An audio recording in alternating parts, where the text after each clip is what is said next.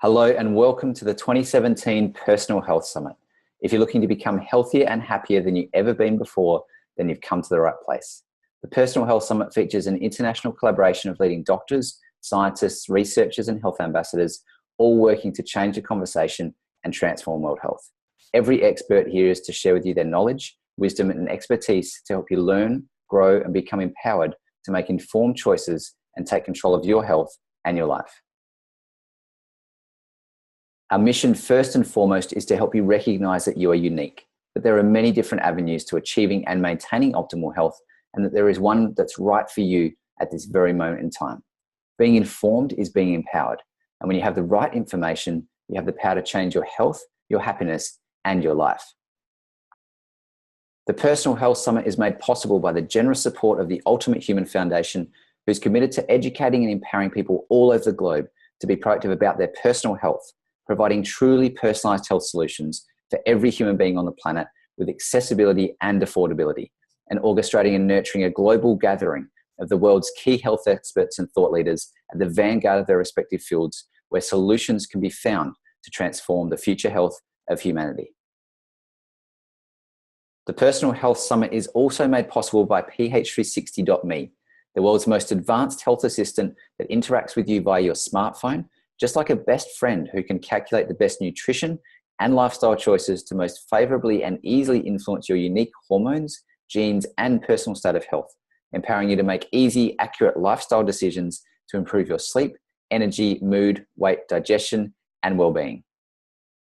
Today's guest is Dr. Suhas Kshirsagar, a world-renowned Ayurvedic physician who frequently shares the stage with many of the top pioneers in health and wellness, including Deepak Chopra and Tony Robbins.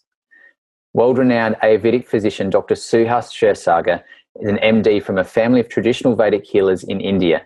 He holds a BA in Ayurvedic medicine and completed a 3-year residency as an MD at the prestigious Pune University.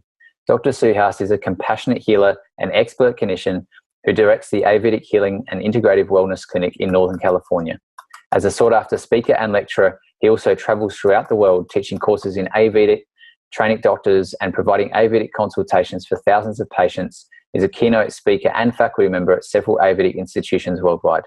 His book, Hot Belly Diet, in 2015 was an instant international success and has been translated in 7 languages. So Dr. Suhas Kshirsagar, thank you so much for joining us today, and what an incredible conversation about Ayurvedic health that's coming up. Thank you for being here. Thank you, Matt. I'm so happy and honored to be here with you. The last time we caught up was on the Health Summit conversation. We had such a great talk. We had such incredible feedback, Suhas, from what you bring to the conversation. And I'd love to dive straight into Ayurveda from here. For those that aren't familiar with it, to start with, could you just give us a quick introduction to what is Ayurveda and what is Ayurvedic health and medicine? What do we need to be aware of here? Well, thank you. And Ayurveda is one of the most ancient and most comprehensive system of healthcare that is known to humanity. And we are talking about something which existed about 5,000 to 6,000 years ago in that part in India, which was not even called as India at that time. It was a huge subcontinent, which included India, Pakistan, Bangladesh, some part of Afghanistan, Sri Lanka, Nepal, all the way to Myanmar, Burma. And so it was this very vibrant civilization which actually talked about many of these unique sciences which all come from Vedas. And Vedas is the most respected wisdom body of knowledge that is known to humanity also for thousands of years. And it actually talks about aspects about health, which is Ayurveda, yoga, which is the best form of exercise. You talk about the science of building and architecture, which is Sthapatya Veda. You talk about the science of music and melodies, which is Gandharva Veda. So these are all different offshoots of Vedic literature that kind of existed, and it kind of spread throughout the world, through Southeast Asia. India had a pretty long colonial rule with the invasions of Alexander the Great, the Muslim rules, then the British colonial rules. So it slowly spread across in that whole subcontinent. And many of this information that we talk about, Ayurveda, we can find it into Greek medicine. We see it in Persian medicine. We see it in Chinese medicine. We see it in Japanese medicine or traditional Thai medicine. So there are different aspects of all of this Oriental sciences, which they have their source in the Vedic bodies of knowledge. And the science of health and healing is called as Ayurveda. And Ayurveda is a Sanskrit word which comes from two different Sanskrit words. One is Ayu, which means life, and Veda means knowledge. So it is science of life. And what we are doing with the perfect health and the personal health, we are painfully realizing that more so than just sickness and diseases, there's a greater science of health that we haven't decoded yet. How can we effortlessly be healthy and happy at the same time? With every area of life affects our health and well-being. And being a clinician, being an Ayurvedic physician, I see so many clients on a regular basis which are talking about their relationship, their finances, their challenges with their children, their challenges with their job, variety of different things. And they all affect in the form of symptoms, in forms of biochemical or neurochemical imbalances, which ultimately becomes a disease. And it's not just correcting those molecules as a solution, it's going back and helping them understand what is the right way to live your life, what is the right way to think, and how to be participating in your own health and well-being. And that is what the message of Ayurveda is, because we talked about health maintenance organization thinking that everybody participates in a HMO coverage where someone pays a couple of $100 every month and then you outsource your health. But that doesn't work. You have to participate in your own health and well-being. You have to eat the right food, you have to do exercise, you have to go to bed at a proper time. You have to be mindful in everything that the life is doing to you. And you have to take the right steps then and there itself. So there's information of knowledge, wisdom, being mindfully aware, all of that together. And that is what Ayurveda is all about. It is a prevention-based science, but more importantly, it is a consciousness-based approach to health and healing. And even though it is such an ancient science, what we're talking about nowadays is absolutely cutting-edge medicine and cutting-edge science. Beautiful. So if you're just joining us here today, we're here with world-renowned Ayurvedic physician, Dr. Suhas Kshirsagar.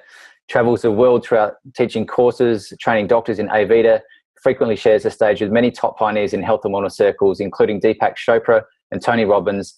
Today is joining us live here to share how we can incorporate the conscious-based approach to health and well-being known as Ayurveda into our lives to re-establish our body's natural balance and health.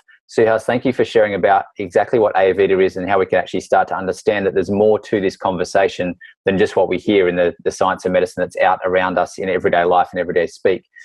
Where do we start, Suhas, in terms of starting to grasp this? You know, how do we know what's good for us? How do we know this? We understand now that there's differences in all of us, that differences are the way that our biochemistry is influenced by many different things, our foods, our exercise, our lifestyle, our environments. Where do we start here? Where can people start to engage in this conversation? I think the best place to start is to be aware, because awareness is the key to reinvent everything. And your attention influences what is going on in the physiology. So if you're just mindful, for example, if you had a meal and then you just sit quietly and get a feel that how is this food sitting in your belly? And what is it making you feel? Is it making you feel sleepy? Is it making you feel sluggish? Is it making you feel energized?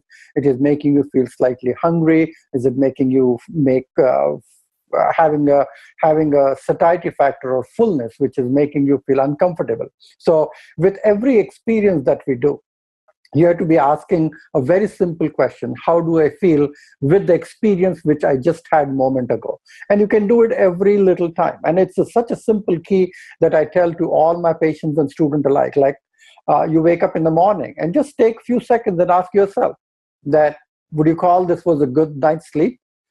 Do you feel well rested?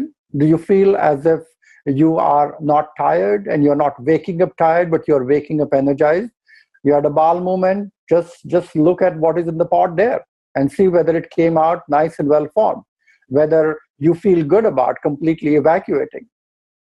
Same with breakfast. Before you start eating, just ask yourself, are you hungry enough to eat the food? Whether this food is the right thing for you to eat at this time. Do you think, is it too heavy? Is it something which is not healthy in some ways? So just being mindful of every experience that you have will change the impact of that experience. And not only it will change the impact of that experience, what it will do is it will give you the ability to change it and shift it and correct it on an everyday basis before all these snowflakes build up into a greater degree of imbalance and disease, where you go and see a stranger that you have never seen in your life, and he or she tells you what to do and what not to do, because that is a stage of disease. That's too late. You know yourself for such a long time, and you asking yourself that how every experience is affecting you and what can you do to alleviate it, that is something which should happen on an everyday basis. Beautiful. Does that make sense? Absolutely, Suhas. I really appreciate the wisdom that you bring to this conversation. And many of us are brought up, with a tendency to compare ourselves to other people, to do follow the foods or the diets that are spoken about the loudest in the media or on the internet or on TV. We often try and conform to what we're supposed to do as best. Yet from Ayurvedic wisdom, conformity is not really in nature's plan. So can you just share a little bit about that and how that sort of evolved over time from many centuries ago, and how that's very much applicable to today's Western society that most of us live in? Well, and I think the wisdom here is one size fits all is not the right theory to go about. We are all born with different body types, or I would say body and mind types, where we think differently, we act differently, we have different structures of bones, muscles, tissues, tendons, and ligaments, which we have inherited from our parents, but the same siblings that you are born of the same parents are completely different. So we classify them as the dosha types, and the dosha types could be vata, pitta, and kapha types. So the first step for you to really understand who you are and what your body type is. Once you understand what your body mind type is, then it becomes rather easy. Then it becomes a very simple lingo that you can follow. For example, if you're lean and thin and kind of a wiry person, and you're trying to become very hefty and big and muscular, you won't be able to convert what you have into something that you wish to have. And the more you try to push yourselves, you'll create more imbalances based upon that. That's the reason why all the diet books never work for everyone. Some people respond to paleo diet, some people respond to a vegan diet, some people respond to something else. And that's the reason where the reasons why you would have gained weight, the way you have created disease is a little bit different than how your body and the physiology behaves.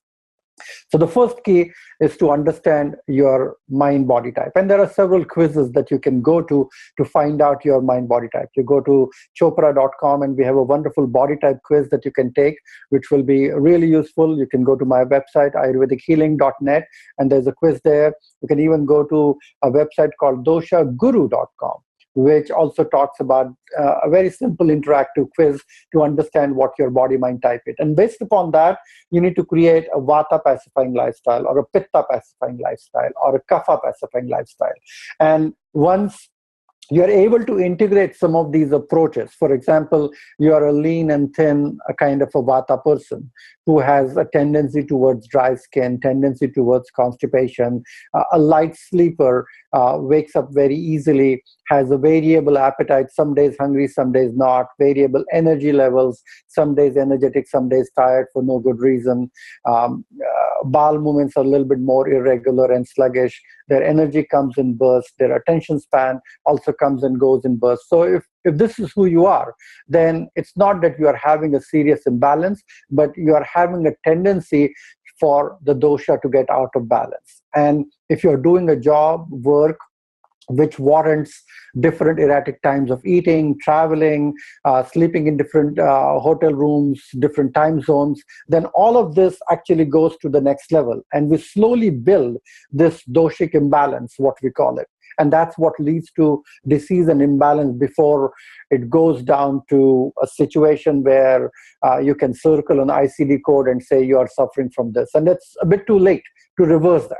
And as you are aware of what you're doing, how you're thinking, then you are able to reverse that. Just to give you another example, if you are a pitta type, which is a fire predominant personality, and you're eating hot and spicy foods which you like, you're consuming alcohol, you're having late nights, you're having a job which is a heavy pressure job with a lot of deadlines and a lot of intensity, passion, long hours of work. You are an angry and irritable person by nature. It's making you even more grumpy and irritable.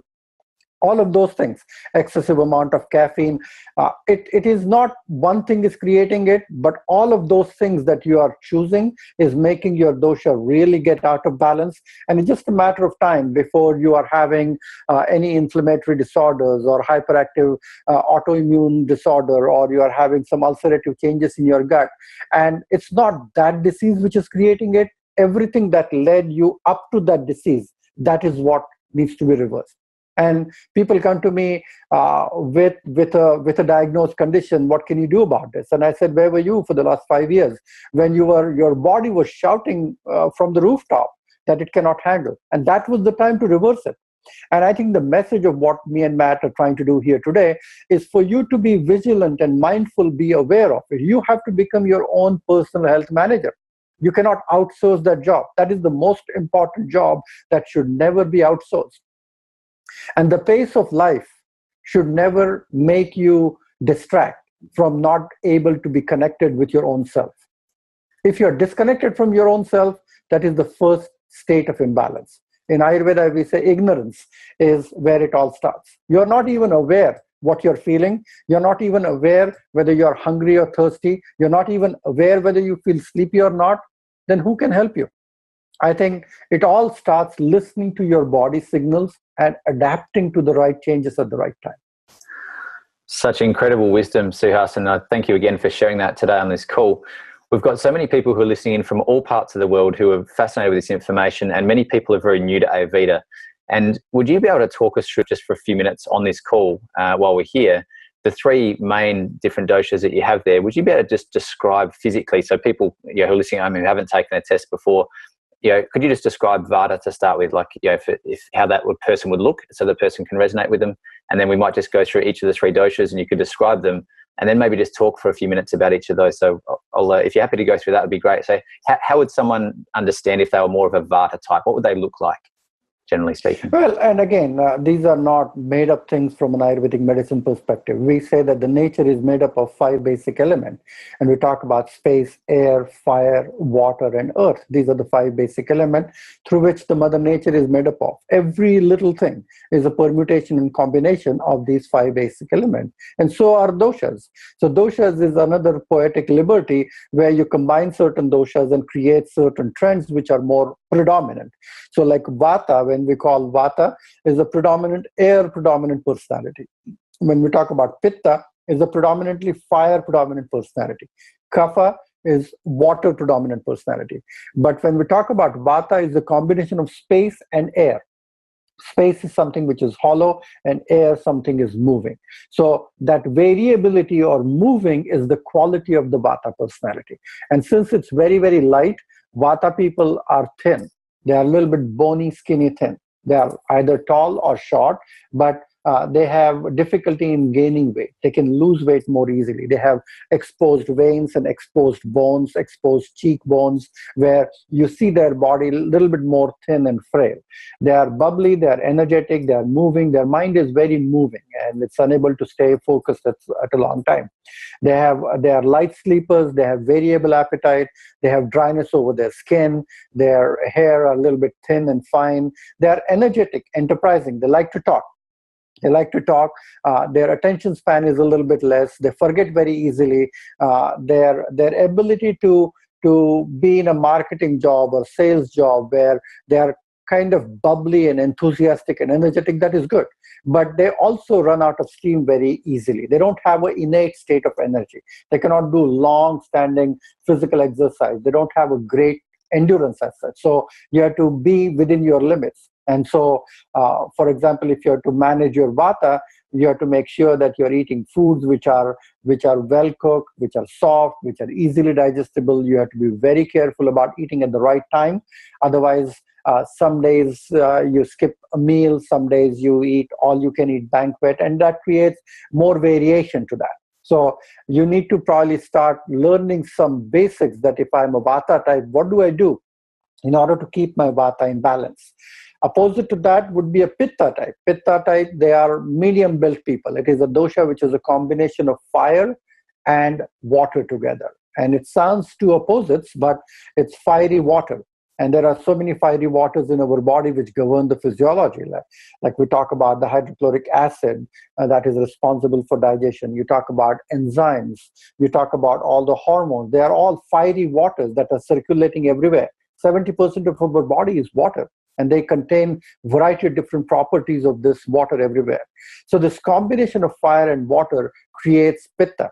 And Pitta, these kind of people are medium build, they are flush, they have pointed nose, they have more, slightly warmer body temperature. They are flushed, red, they are intense people, they are very passionate people, they are warm-blooded and warm-bodied people. They are strong, they are passionate, they are articulate, but they are also a little bit more fussy and obsessive and intense, and they are a little bit harsh and blunt in how they express themselves. They can get grumpy and irritable very quickly. And at a physiological level, they have very intense appetite, so they can digest anything and everything. If they are hungry and angry at the same time, that can be challenging. So you have to make sure that they have a steady supply of nourishment where they keep their fire in check. Otherwise, they will start burning themselves up, and they will probably start becoming a little bit more angry and grumpy. And they have more tendency towards inflammation, irritable moods, anger, some situations where they will fall asleep and they will wake up in the wee hours and they will have hard time falling asleep. They are thirsty quite often.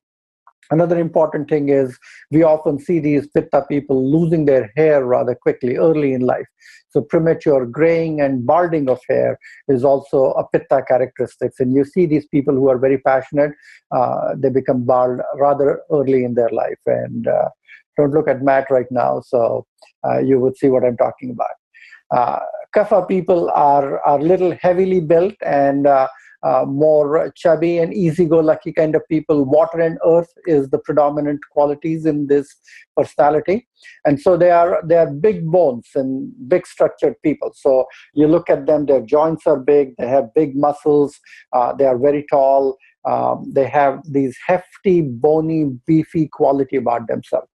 But in spite of that, they are still very gentle and soft. They are happy. They are easygoing. They are a little bit lazy and procrastinating. They have a sluggish sense of digestion. They sleep a lot. They fall asleep okay. They sleep like a log. Their digestive function is a little bit slow and sluggish. They have a tendency to retain water. They have a tendency to retain food. They gain weight very easily. And they have these other spectrum disorders where overweight, obesity, diabetes, these kind of metabolic disorders that they have. And these are more easygoing people, but once they get emotionally hurt, they get depressed very easily. Vata people are always worried about future. Pitta people try to live in the present, in the moment. And Kapha people try to live in the past. And so they all have different psycho-emotional makeup which affect their body. So first of all, you need to understand what your body type is. You need to understand how your mind works, and then correlate that with what kind of activity you're doing, what kind of job you're doing. For example, for a Kapha person who is heavy built and water and earth, and if they are doing a sedentary job all day long, where they sit behind the desk and look at the screen all day long, where they're sleeping for 8-9 hours, sitting on their desk for 8-9 hours, very little movement, they will start drifting into imbalance very, very quickly. I gave you the example of a Vata person who is changing time zones and traveling all the time, and erratic eating habits and everything will throw it off very, very quickly. So I think we need to understand who we are and what we do and how it is related to our personal health and well-being. Does that make sense? Absolutely incredible, Suhas. Thank you for sharing that and for making that so easy to understand and easy to follow.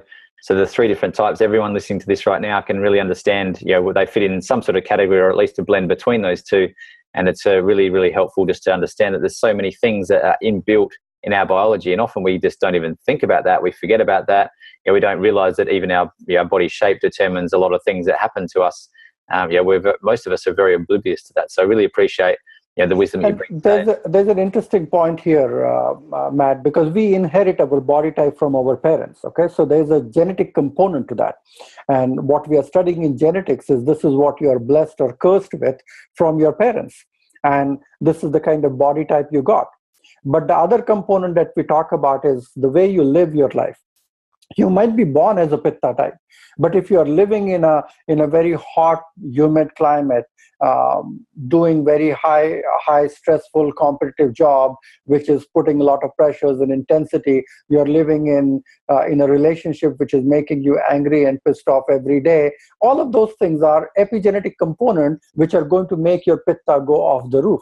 So we talk about it in the terms of doshas misbehaving, but technically some of the unwanted genes are kind of upregulated, and some of the good genes which are regulating the system are kind of downregulated. So you want to change that. So you need to pay attention to how you live with the constraints of the doshas that you are born or blessed with, and then start leading your lifestyle so the epigenetic component is kind of taken control.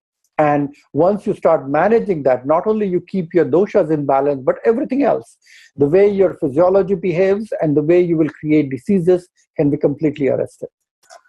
Suhas, can you just expand that a little bit for us? You mentioned this concept of epigenetics and how our lifestyle can influence us. So we're all born with a certain biology, right? We'll have these certain genes that we get from a mix of our parents, which then determines a lot of our body shape and size, which then, what we refer to as our dosha or our constitution. And that dictates a lot of things that may happen to us. But there's this concept of epigenetics saying that the things around us can actually influence which genes may be switched on or off, can influence how we actually develop over time with our certain body genetics.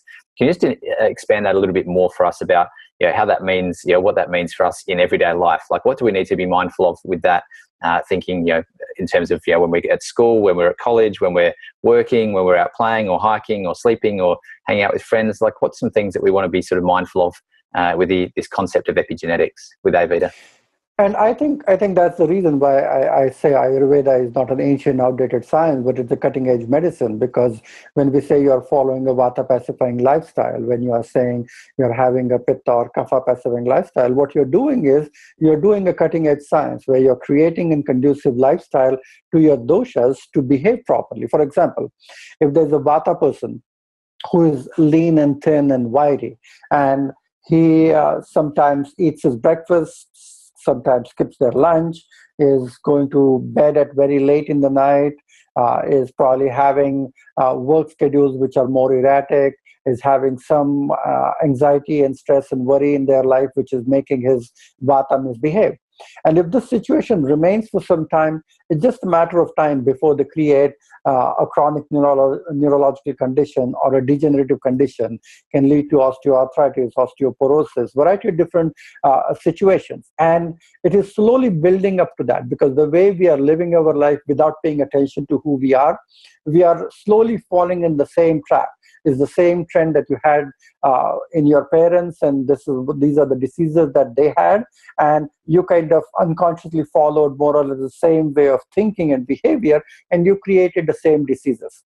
But if you are mindful that this is who you are, and you can reverse and look at your parents and make sure that you're able to defy that logic and you are able to reverse that, that is a specific epigenetic lifestyle in which your genes can be completely downregulated and you can avert the disease. And we see this all the time.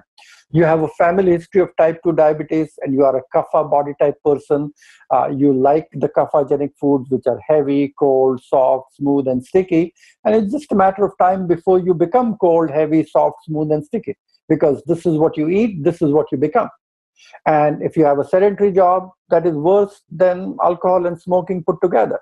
If you are sleeping 7-8 hours, you're sitting 7-8 hours a day, very little time. Most of the time is just commute and watching television, sedentary job. You're creating a lifestyle at an epigenetic level, which is just going to make that diabetes manifest way too early, even when your parents had it. So if you want to reverse that, you have to make sure that you control your weight regularly. You are selecting opposite foods. So you're not eating only cold, heavy, soft, smooth, and sticky foods, but you're eating something which is warm, slightly spicy, a little bit more dry, less in quantity. You are moving your body every day, maybe half an hour in the morning, half an hour in the evening. You are staying physically active. Your weekends are filled with hikes and bike rides and things like that. You are trying to do some shifts in your day-to-day activity, which is keeping that kapha in balance. So you are actually programming your lifestyle in which you are actually undoing the trends and the disease tendencies that you're having. And that's the reason why I call Ayurveda is the most original lifestyle medicine. Before we even heard this term of lifestyle medicine, Ayurveda has been talking about science of life, has been talking about what your lifestyle should be. And when we give people Vata, Pitta, and Kapha pacifying lifestyle, that is exactly what we talk about nutrigenomics. This is nutrition specific to your genes and genetic behavior. So if a Pitta person is eating hot, spicy, curried foods and things like that, it is going to increase the heat and inflammation even more. So you are bringing the opposite principle and you are calming that down. So that is the science of nutrigenomics. And when we talk about personalized medicine, Ayurveda is personalized medicine. So we don't only treat the disease, we treat the person. We look at who this person is and how they are thinking, behaving, and acting, and how they are leading up to this disease. So we are actually trying to fix the person. That is the most important thing. The secondary part is disease. Because if it is only disease prevention or disease management, then you ignore the person. So you have to treat the diseased as well as diseased together. And from an Ayurvedic perspective, the person who has the disease is even more important. Because you can fix the disease, you can lower the numbers, you can make changes in the blood work. But if your behavioral tendencies remain like that, then it's just a matter of time before you create the same disease or something else, even greater than that. So I think the wisdom lies in changing people and their tendencies and their thoughts and behavior, which is rather easy. It's time consuming, but once you do it, then you're set for lifetime. Suhas, this is just incredible information that you bring. I'd love for you just to share with us a little bit about, for those that are sitting at home wondering, what's happening for them right now in their life. What are some of the mental or some of the physical or physiological signs that we might be out of balance? We're understanding now that these are the certain ways that may be good for us, but what are signs that may pop up in our life, or what are some things that may alert our attention for us to be more mindful and start to come down this track? Well, I think it boils down to some very, very simple things, which are more subjective in nature. They are not even objective, where you actually need to go and get a physician evaluate that. And one of the simplest symptoms that I tell people, that when you feel tired for no good reason, okay, you feel tired, you feel fatigued, you feel as if you're running out of steam, you're unable to carry out, the day feels too long, you wake up tired, and you walk around feeling exhausted, tired. So that is one thing that you should always look, whether you have enough energy, enough juice to carry out things. And we're talking about physical energy and endurance, as well as mental and emotional energy, whether you are able to focus, concentrate, and do things which you enjoy. The second symptom is to look for changes in your weight. If you are gaining some weight or you're losing some weight, you should be alarmed about it.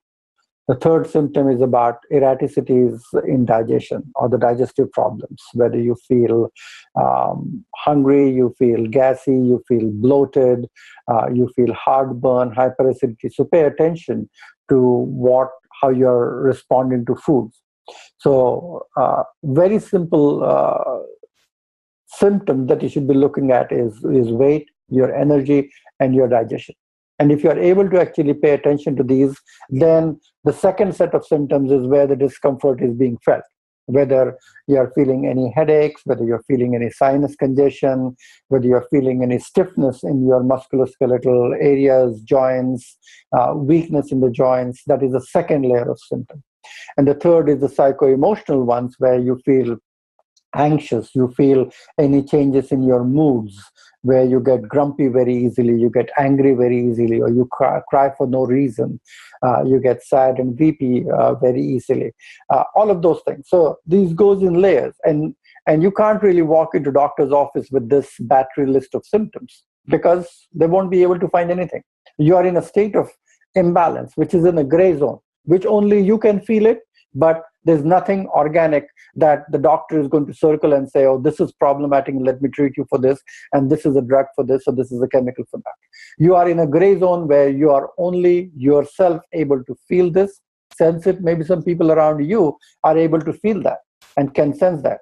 And once you are aware, this is the time to go to a holistic health practitioner or an Ayurvedic physician or anyone who can really help you.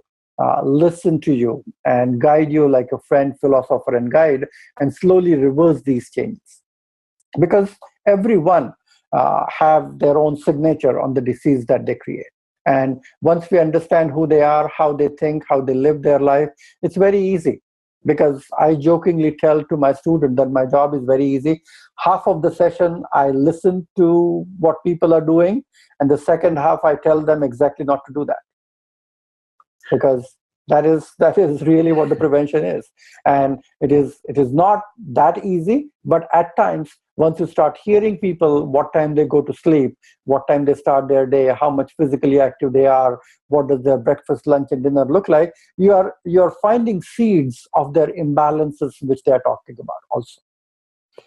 Beautiful, Suhas. And I understand that you run a lot of courses, a lot of teaching all around the world. At the moment, you're doing online courses. Where can people find out more about this? It's fascinating information. It's so relevant. It's exactly what we're talking about, how you're different, you're unique, you're different to the person next to you, even different to your mum and dad and brothers and sisters. Where can people find out more about this? Is there somewhere we can go to learn online? Can you just share a little bit about some of the things that you're able to teach at the moment? Absolutely. Means you can all go to my website called as ayurvedichealing.net.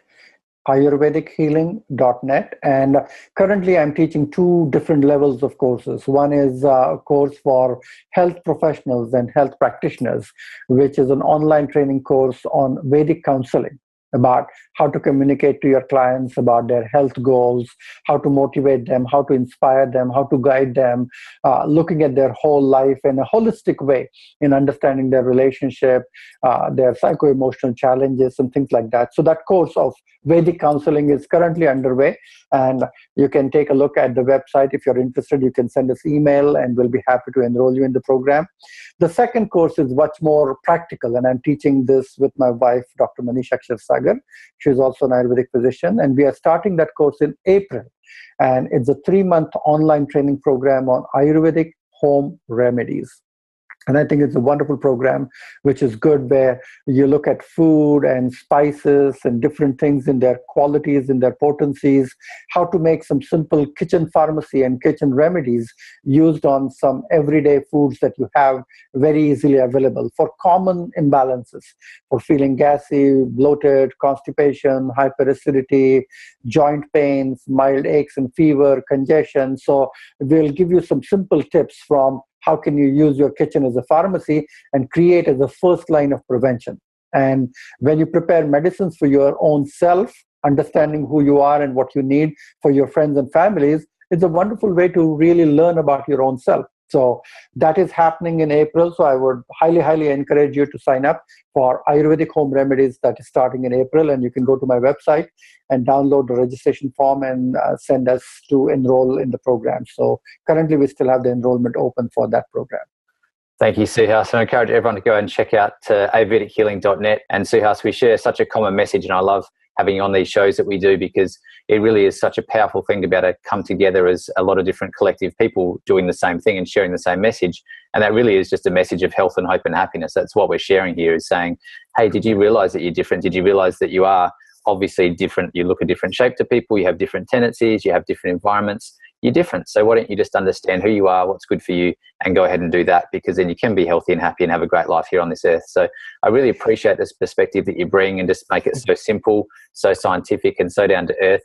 Suhas, what do you see in the coming years or coming generations even of what's happening here? So you're talking about this information that's arguably common sense. It makes sense, right? It's very simple. It's very easy to understand. It's very easy to follow. It's been around for thousands and thousands of years, yet we're all here very ignorant to it a lot of the time. We don't follow it. Even if you do provide the advice or we do get it, it's hard for us to even take it on board and change our lifestyle. So where do you see this going? How can we be from the position we're in right now, and how can we change that for humanity moving forward? I think it's going from bad to worst, because I compare this with the speed of the internet. 5 years ago, we were all happy with 56K modem, where things are opening and we are waiting there. You go and check out and come back after an hour and you will see the file there. Okay. And now it's 3G and 4G and 5G, and everything is getting super fast. And that is taking the speed of your mind to the next level also. Okay.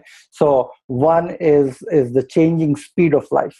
is the changing speed of life. We are increasing the pace of life so quickly that we are becoming more impatient with that. And we are exposing this way too early to our younger generation, to our kids. And so they have a tender nervous system. They're growing up at that stage. They don't have enough ways to deal with the floodgates of internet as such. And so increasing that pace, increasing the bombardment of that information way too early is something which is one problem that I see. Second is our schedules. They are becoming more difficult, and our calendars and our schedules and our clocks, they defy the logic that we have forgotten what Mother Nature wants us to do. The birds leave their nest from dawn to dusk. Is that right? That's where we should be living our life also. So it should be from sunrise to sunset should be the active part of the day. But that doesn't stop working. You are still working early in the hours before the sunrise. Sometimes you're working till 11 o'clock or past midnight and things. You're working in different time zones. So your work schedule starts way too early. And especially where I live in Silicon Valley, where people are having teams in Taiwan and India and China and different parts of the world, you dictate, their life is dictated by someone else in a different country or different climate. And so what happens is our body has a clock, and we are constantly abusing and violating the clock and the rhythms, the circadian rhythms in our body. And the new science of chronobiology is exactly validating this science. I'm writing a book about it, which is understanding that we need to be following the rhythms of nature. There's a rhythm where it shifts and changes. There are different foods available at different seasons, and you go to supermarket and you have any food available from any continent, any part of the world. But that's not what Mother Nature wants you to eat. You should be going and shopping at the local farmer's market because that is what is in season right now. And those are the foods which you should be eating at that time. So you are connecting yourself with the rhythms. And ideally, you should slowly start as the sun is tender in the morning, and you should slowly start your day. And as the sun is setting in the evening, you should unwind at that time. So those are very important times, and every change of season, you need to cleanse, you need to detoxify, you need to purify. With every situation, from the junction point of day and night, your body, your immune system, your cellular clocks, your even brain has an inbuilt clock in your suprachiasmatic chiasmatic nucleus, where we talk about it senses the light, it senses the rhythms of your melatonin and serotonin. And when you're disrupting those biological rhythms, when you're violating the laws of nature, you have this chronobiological disruptions. And it's just a matter of time before your immune system experiences a tailspin, or you land up into a serious neurological problem because of that.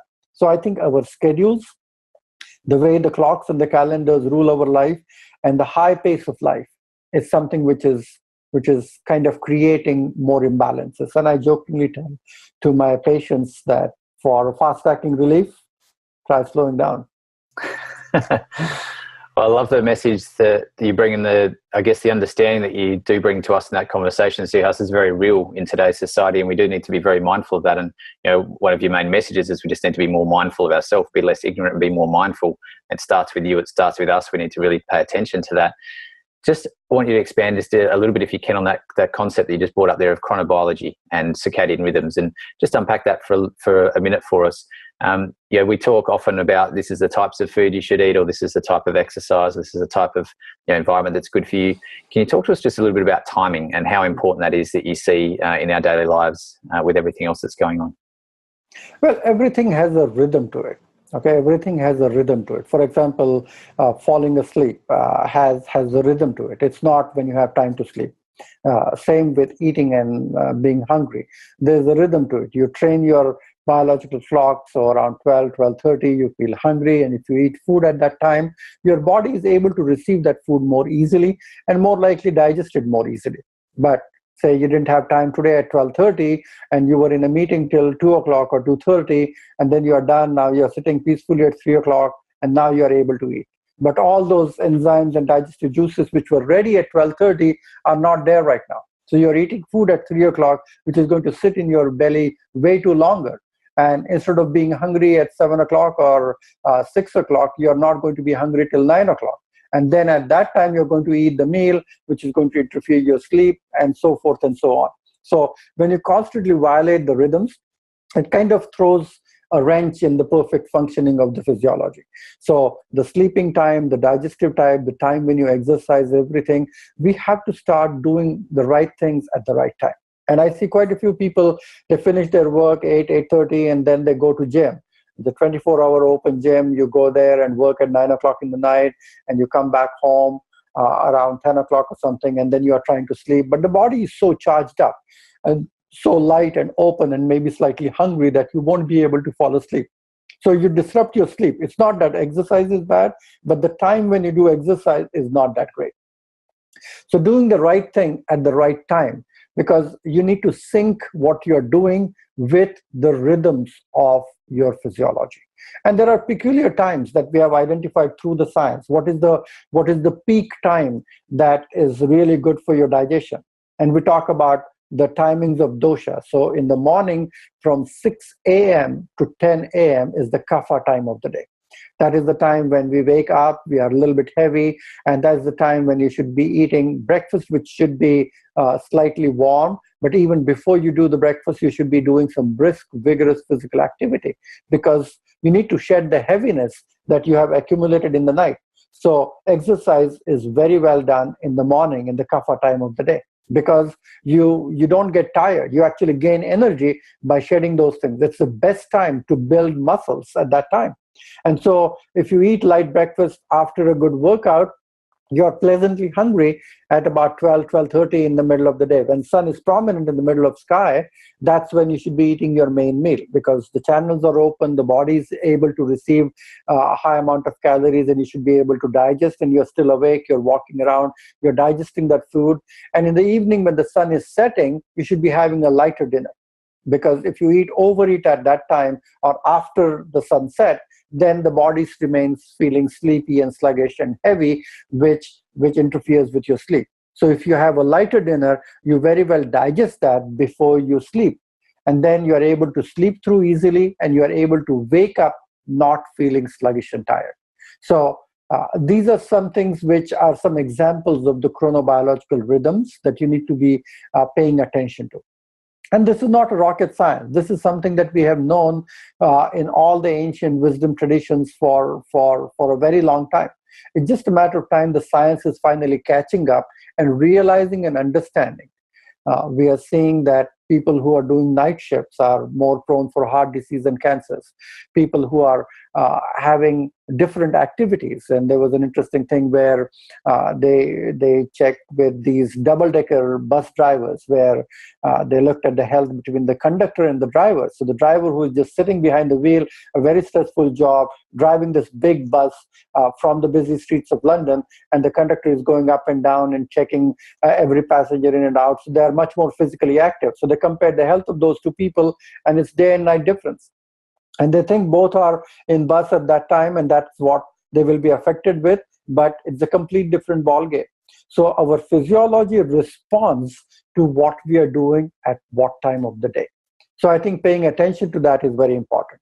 And I think the invention of the light, the invention of the bulb, artificial light, what it does to our bioenergies, there's a lot of science to all this. And I think keeping it rather simple, keeping it interacting with the elements of nature, how you nurture and nourish with different elements of nature, whether bodies of water, greenery, forests, trees, all of this different beauties of nature.